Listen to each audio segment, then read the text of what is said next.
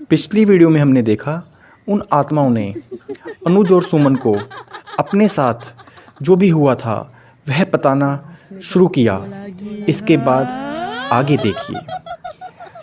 अब वह आत्माएं अनुज और सुमन को बताने लगी कि सुमन के माता पिता हमें अपने माता पिता की तरह रखते थे, लेकिन उनके मन में कुछ खोट था जो उन्हें बाद में पता चला।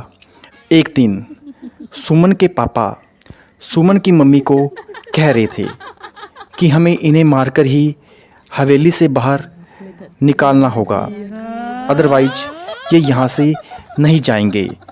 लेकिन उन्होंने पहले उस हवेली को अपने नाम करवाने की कोशिश की और हमें लग रहा था हमारे माता पिता की तरह हैं तो कोई दिक्कत नहीं है, तो हमने यह हवेली उनके नाम कर दी। लेकिन हमें कहाँ पता था कि उनके मन में कुछ और था। उसके बाद भी वह हमें इस तरीके से व्यवहार करने लगे कि जैसे वे कोई पराए हों, और हमने उनकी बातों पर ध्यान नहीं दिया। हमें लगा कि शायद मजाक कर रहे हैं, लेकिन एक दिन वो कहने लगे, जाओ इस हवेली से बाहर चले जाओ। हमने सोचा कोई बात नहीं, मजाक किया हो, लेकिन इस व्यवहार से बोले कि सच में वो हमें हवेली से बाहर निकालना चाहते हैं और हमें डांटने लगे कि हवेली तुम्हारी नहीं है, ये हवेली हमारी है। तब उन्होंने इस हवेली से हमें बाहर निकाल दिया।